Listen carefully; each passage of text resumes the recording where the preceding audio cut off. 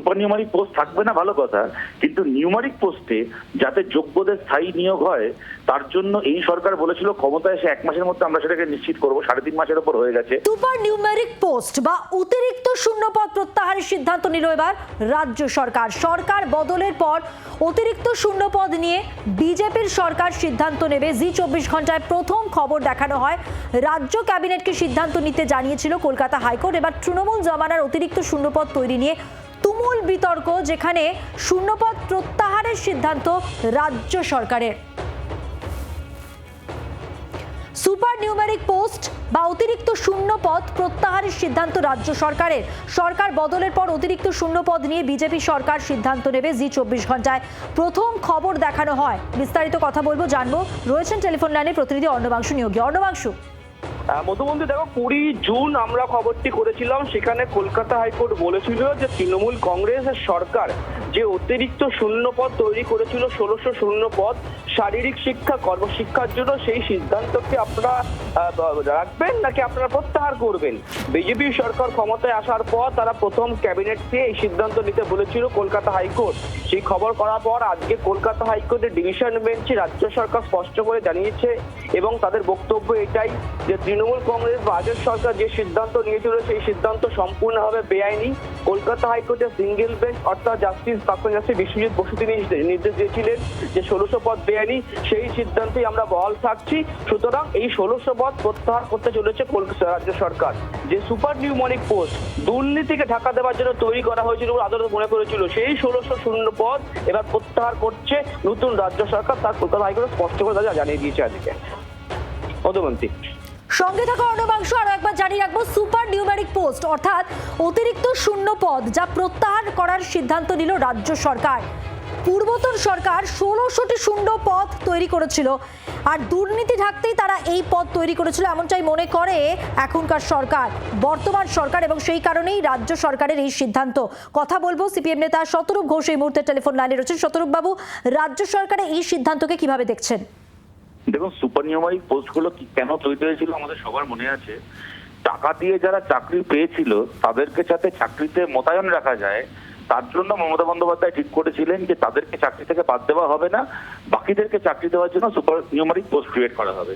সেদিক থেকে দেখতে গেলে অবশ্যই এই সিদ্ধান্তে আপত্তি করার কিছু নেই, কারণ আমরা তখনও দাবি করেছিলাম যে এই সুপার নিউমারিক পোস্ট আনা যাবে না।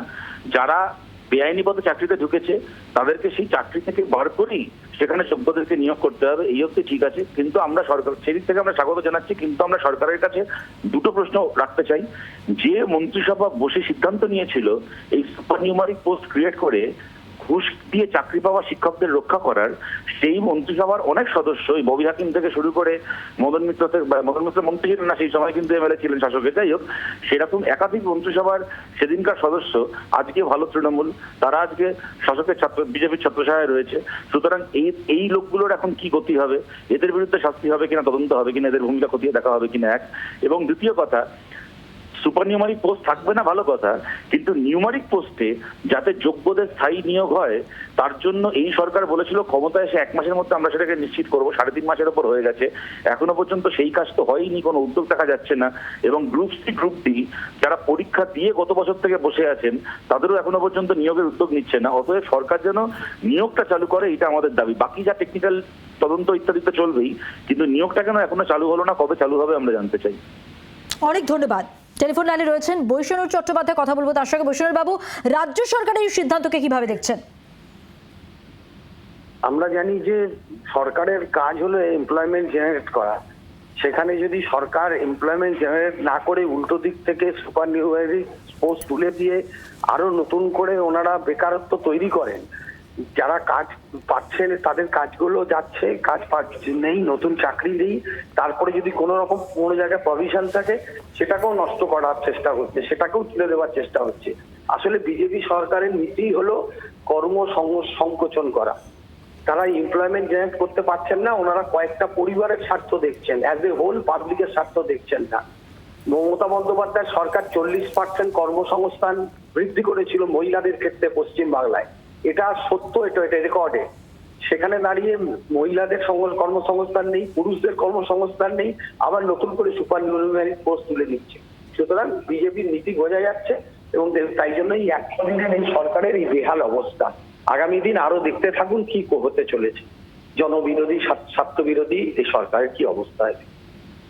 অনেক ধন্যবাদ। সুপার নিউমেরিক পোস্ট বা অতিরিক্ত শূন্যপদ প্রত্যাহার, তার কারণ রাজ্য সরকার যেটা মনে করছে যে এই যে 1600 পদ যেটা তৈরি করা হয়েছিল অতিরিক্ত, তা দুর্নীতি ঢাকার জন্য, তাই এর ক্ষেত্রে এর বদল আনা দরকার। সরকার বদলের পর অতিরিক্ত শূন্যপদ নিয়ে বিজেপি সরকার সিদ্ধান্ত নেবে, কথা আগেই জানানো হয়েছিল। আর এবার রাজ্য ক্যাবিনেটের সিদ্ধান্ত নিতে জানিয়েছে কলকাতা হাইকোর্ট। তৃণমূল জমানায় অতিরিক্ত শূন্যপদ তৈরি নিয়ে তুমুল বিতর্ক আমরা আগেই দেখেছি। কথা বলবো রাজ্য বিজেপির প্রধান মুখপাত্র দেবজিৎ সরকার এই মুহূর্তে আমাদের সঙ্গে টেলিফোন লাইনে রয়েছেন। দেবজিৎ বাবু, রাজ্য সরকারের এই সিদ্ধান্তকে তৃণমূলপন্থী যারা, মমতাপন্থী তৃণমূল যারা, তারা যেটা বলছেন যে এটা জব জেনারেট করতে পারছে না রাজ্য সরকার অক্ষম, সেই কারণেই এরকম একটা সিদ্ধান্ত নেওয়া হচ্ছে। কর্ম সম্প্রসারণ করতে না পারার জন্যই, কর্মসংস্থান সম্প্রসারণ করতে না পারার জন্যই এই সিদ্ধান্ত রাজ্য সরকারের। সিদ্ধান্ত প্রশাসনিক সিদ্ধান্ত রাজ্য সরকার নিয়েছেন, বিকল্প ব্যবস্থা রেখে নিয়েছেন। আর তৃণমূল কংগ্রেসের কোনো প্রশ্নের উত্তর বা তৃণমূল কংগ্রেসের কোনো প্রশ্নের প্রতি কোনো আগ্রহ পশ্চিমবঙ্গের জনতার নেই।